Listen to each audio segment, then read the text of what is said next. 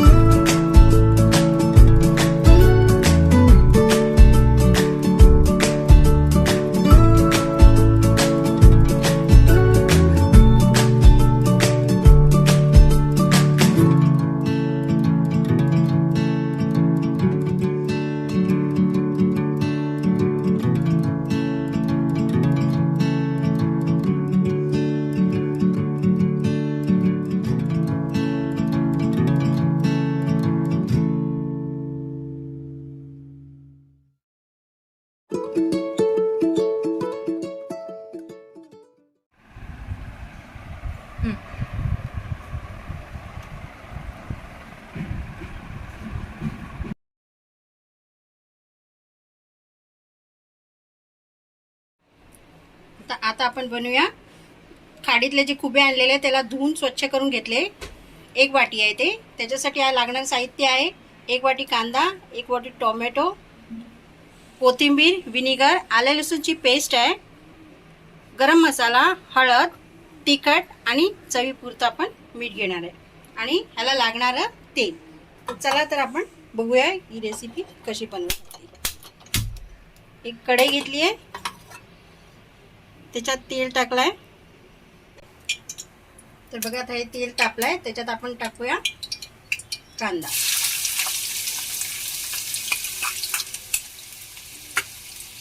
कांदा चांगला परतून घ्यायचा आहे.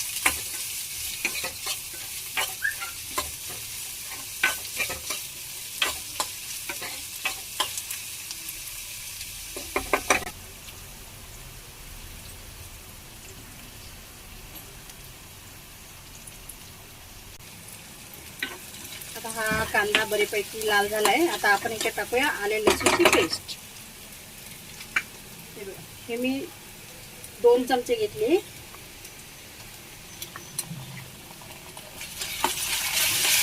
थोडंसं याला हलवून मग आपण याच्यात टाकणार आहे टोमॅटो. थोडंसं परतून घेऊया. आता आपण याच्यात ॲड करूया 1 वाटी टोमॅटो घेतलेले ते टोमॅटो.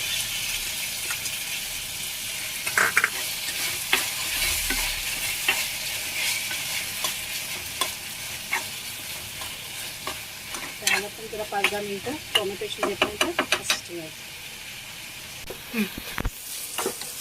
बघा आता आपला टोमॅटो बरेपैकी शिजला आहे. आता आपण याच्यात टाकणार आहे तिखट 2 चमचे. तुम्हाला जेवढं तिखट कमी लागेल त्याप्रमाणे तुम्ही टाका. अर्धा चमचा हळद, गरम मसाला 1 चमचा, मीठ तुम्हाला जसं लागेल त्याप्रमाणे चवीनुसार तुम्ही त्याच्यात मीठ घालू शकता. आणि याला परत त्याला एक जीव आपल्याला असं छानपैकी हलवायचं. बघा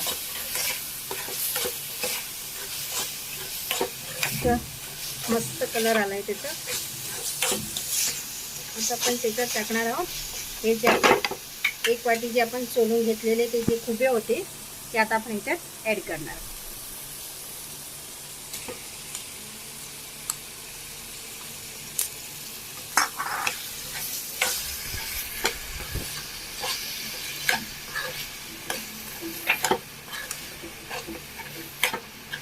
पाच 10 मिनिटाचं घालून छान तिथे घालून मग आपण त्याच्यात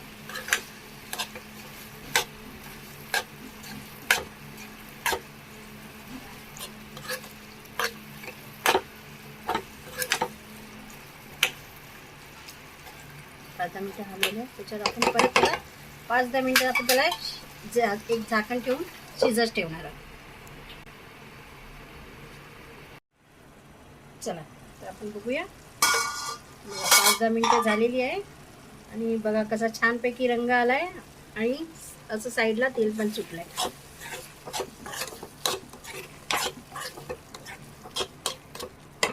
आपण ह्याच्यात थोडंसं विनेगर घालूया.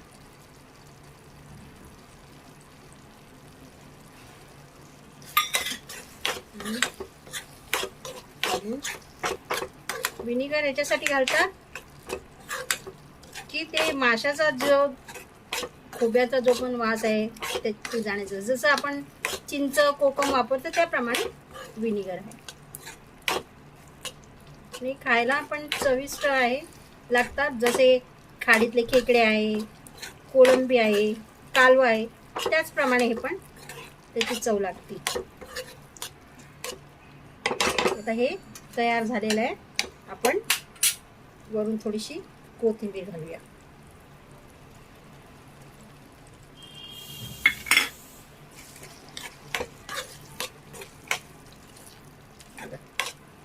आपली रेसिपी तयार झाली. तर तुम्हाला मी एका वाटीत काढून दाखवते. याप्रमाणे आपली खाडीतली खोब्याची रेसिपी तयार झाली.